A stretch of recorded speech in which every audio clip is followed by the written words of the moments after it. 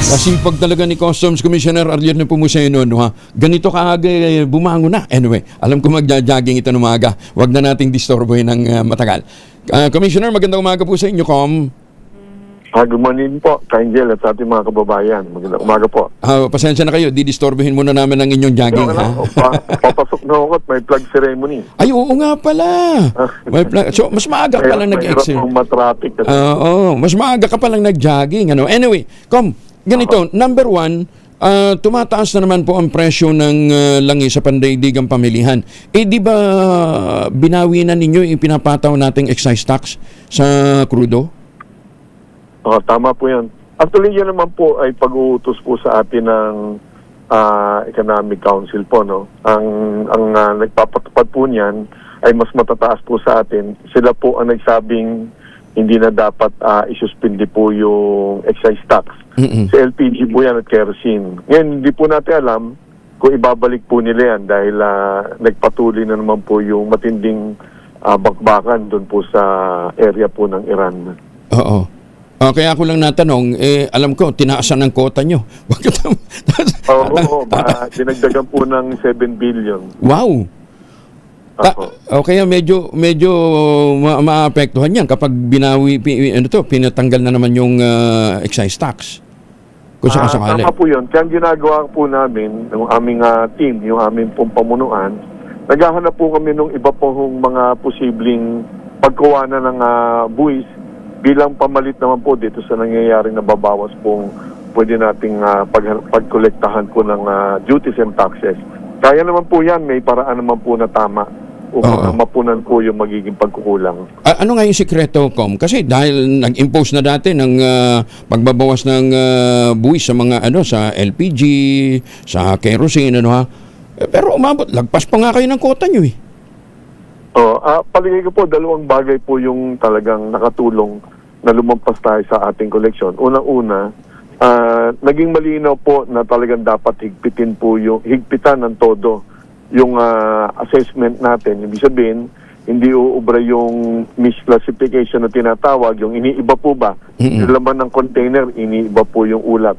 Dapat napakahigpit niya para maging tama po yung computation, magiging tama yung koleksyon. Pangalawa, kapag hindi sila sumunod naman dyan, wala naman ako magagawa kundi talagang habulin ng trabaho o tanggalin po sa trabaho pag kinakailangan. Teka muna, Com. Nadagdagan ba ang tao nyo? Ano po? Nadagdagan na ba ang tao ninyo? Kasi ang daming hinihingi sa inyong accomplishment pagkatapos kulang naman kayo ng tauhan eh. Hindi pa ho eh. Yan nga po, lalakarin ko po yan sa tulong po ng Office of the President, DBM. Kailangan i-restructure talaga natin ang BOC dahil napakatagal na po ng itsura. Halimbawa po, lagi kaming natatanong kung kaya po natin pigilan at labanan po yung oil smuggling. Nangyayari din po yan sa karagatan. Wala naman po tayong sariling organisasyon na maganda na para labanan po yan. Umaasa lang po tayo sa mga iba't ibang ahensya. Natutulungan naman po tayo, subalit may iba rin naman po silang trabaho. Kagaya ng Philippine Coast Guard, tumutulong sa atin yan. Samantalang araw-araw din silang humaharap sa malaking pagsubok sa West Philippine Sea. Kailangan may sariling kakayanan po ang BOC para kami na po ang accountable, kami na responsable. Kung mali, kung magkakaroon po ng pagkukulang, kami rin nasisisihin ng tama. So, kailangan i-update na po natin ang struktura po ng BOC. Sa ibang bansa kasi, Com, di ba, pagka sinabi mong, tawag dito, paghahabol ng buwis sa mga smuggler, meron talaga silang meron silang speedboat, meron silang maritime assets, meron silang helicopter. Wag na helicopter.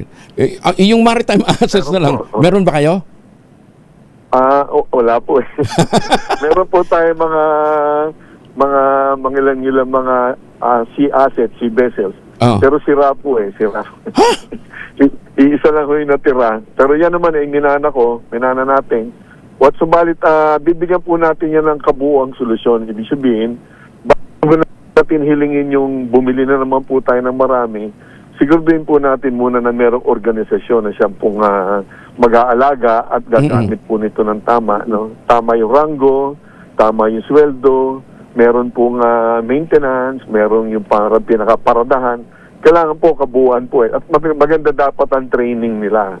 So, bubuin po natin yan. Pagtutulungan naman po tayo ng Kongreso, meron na po ako mga initial discussions sa ilang miyembro po ng Senate, lalong-lalo na sa bagong pinuno po ng Ways and Means Committee, sa both lower house at upper house, kay Congressman Miro Kimbo at kay Senator Ping Lacson, at yung iba pang mga senador, kagaya po ni Senator Senate President na ngayon, Win Gatchalian, dati siya ang Finance Committee Chair. Nangako sila na i-modernize po natin ang Bureau. Magkano bang kakailanganin, Com, to modernize para matupad tong mga sinasabi ho ninyo na pag-upgrade ho ng inyong mga kagamitan?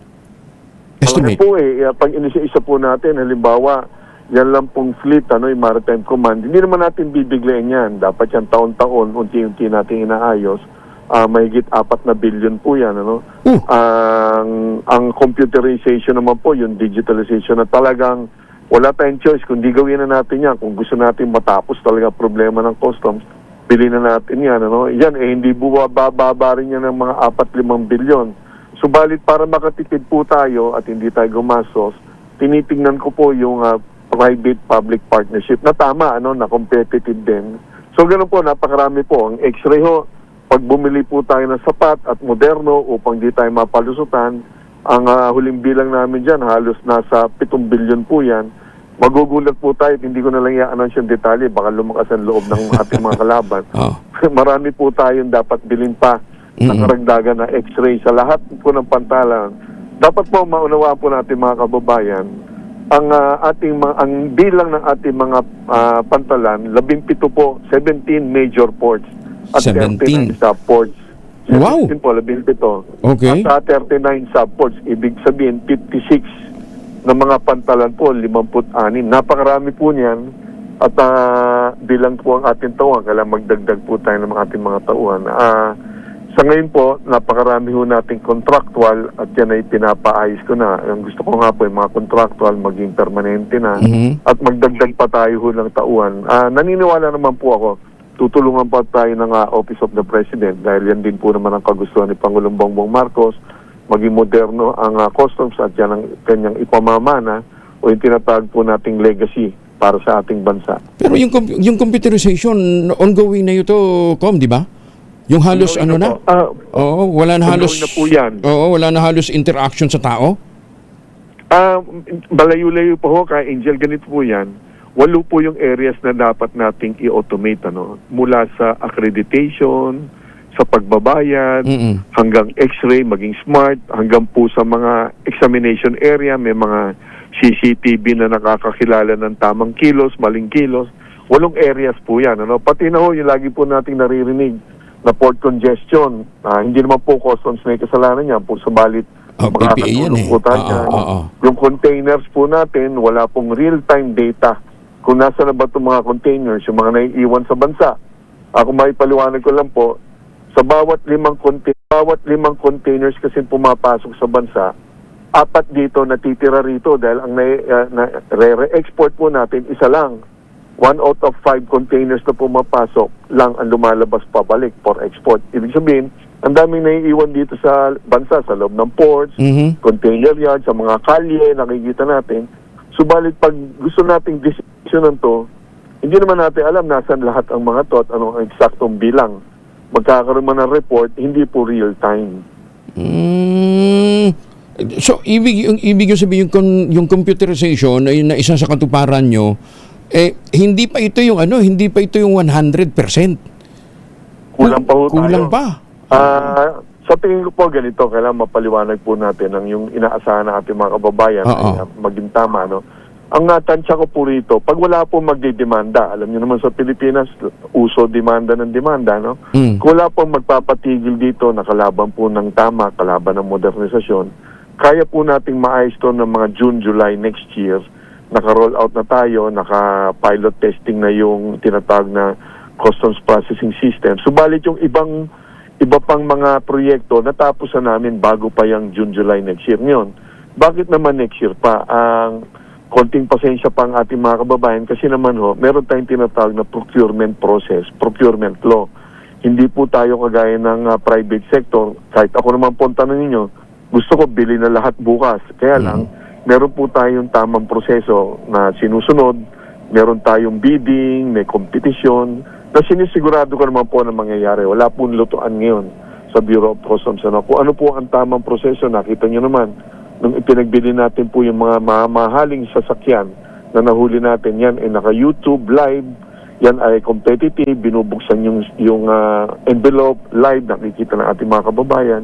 So may procurement process tayong sinusunod na may publication, meron pong labanan, kaya matagal-tagal po yan eh. Kung pwede ko lang sana i-shortcut, gagawin po natin yan. Kailan bawal po yon at tayo maisusumbong po at mairereklamo po.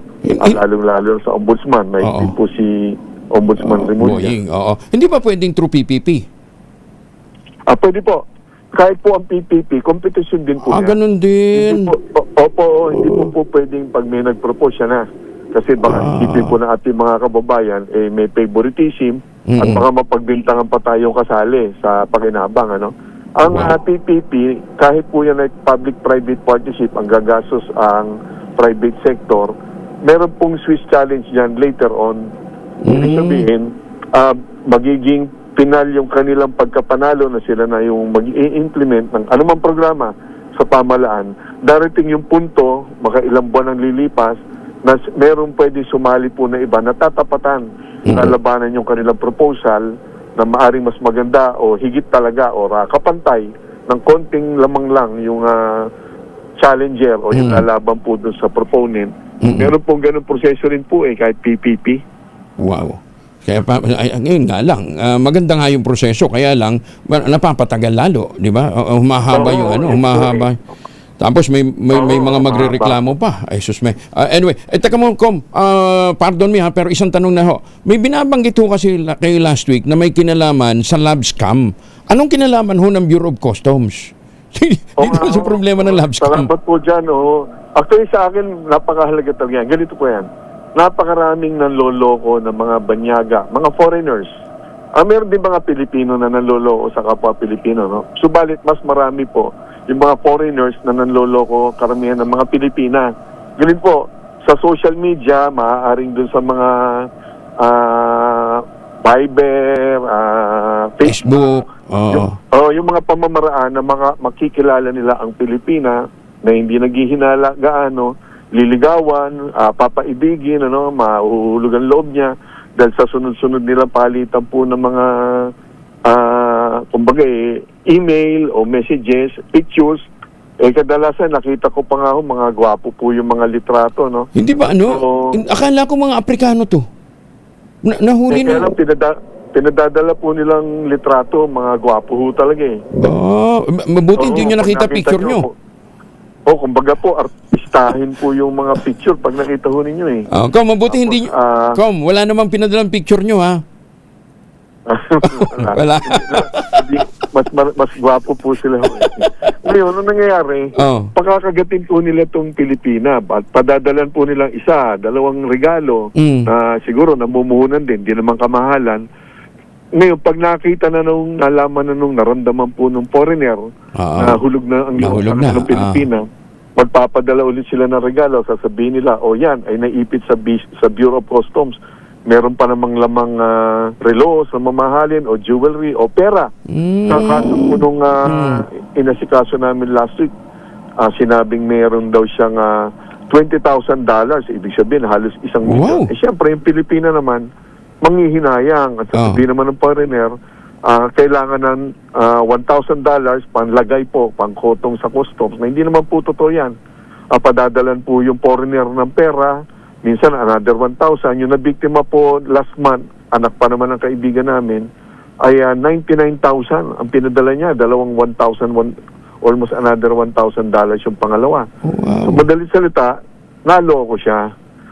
Samantalang ang sasabihin naman nung nanloloko, kailangan ayusin, aregluhin ng Bureau of Customs. Mali po yun. Ang Bureau of Customs, hindi kayo magbabayad kahit kaninong individual. Ang bayad sa Bureau of Customs sa mga importasyon ay sa Land Bank. Walang ibang... At yan, hindi po pwedeng may tatawag sa inyong individual at siyang babayaran ako. Isumbong niyo po dun sa isumbong kay Commissioner at ako pa mismo magpoposas pag nahuli po natin yan. Oo. Sabi ko nga ho sa inyo, dati ng modus ito at karamihan ho ng bibiktima, mga senior citizen. Yung bang feeling nila may asim pa sila kahit yung isa nga na kaibigan ko rin, tuwang-tuwa pa siya. Sabi niya, nagpadala ako dun sa boyfriend ko, ganito, ganyan. Sabi ko, ilang taon ba yun? 28 lang. Sabi niya, pero nai-inlove sa akin. Kaya padala dyan, padala. Sabi ko, hindi ka naman makahalata. Talagang inuuto ka na di ba? Pero itong binabanggit nyo, hindi senior citizen, ha? Hindi po. Medyo late 30s lang po siya. Oh. At ang masama po ngayon, nagkita pa sila At in this case, may itsura yung foreigner Western, taga-Europe Tapos? At yung ibig sabihin, kumbaga, Nag-date? isahan pa yung kababayan natin, Talagang manggigigil tayo sa galit kung mahuli lang natin yan. Oo. Diba? Tapos, nung bumigay na, pong iba, nung bumigay na, nawala na. Nawala na. Nagtanong na siya kung magpapadala pa ulit ng pera. Sinabi ko, pang 100 na siya na nagreklamo tungkol dyan. Yung iba naman po, hindi lang love scam, aalokin sila ng negosyo na naipit lang ng konti yung pera, maniniwala naman sila, kakasosyoin sila. Kung maniwala kayo, yung mga nagreklamong na karating sa akin, matatalino po ito, mga negosyante. Kako nga, ba't sila naiengganyo pa sa mga ganitong panloloko? Marami nang nakakaalam ng ganitong lokohan. Siguro po yung pong tinatawag na natutokso dahil sa malaking kita or kikitain o tatanggap, nababaliwala po nila isang tabi yung tamang pagdidesisyon, pag-iisip. Mali po, napakaraming paraan, tapos napakadaling sisihin ng customs, sasabihin na ipit sa customs, inipit ng customs. Huwag po tayong maniwala po dyan. Basta ang bayad sa mga transaksyon sa customs, land bank, through land bank. Land bank po at wala pong hindi po uubrang yung tinawagan lang kayo. Wala pong official email po 'yan. Ngayon pag nagdududa lang sila, konting duda lang, magtanong kagad doon sa isumbong kay Commissioner at sasagutin po natin 'yan. At kung kaya pa nga namin, huhulihin po natin yan sa tulong po ng PNP at ng NBI. Kung pagka may mga ganyan kayong impormasyon na gustong ibahagi, paki-relay lang ho kaagad sa amin para ma-alert din ho natin ang publiko. In the meantime, thank you for joining us and maraming salamat din ho sa inyong pagdalaw dito nung anniversary ho ng DCRH Commissioner. Salamat po. Salamat din po. Ingat ho kayo and congratulations. Si Thank you po. Customs Commissioner Ariel Nepomuceno.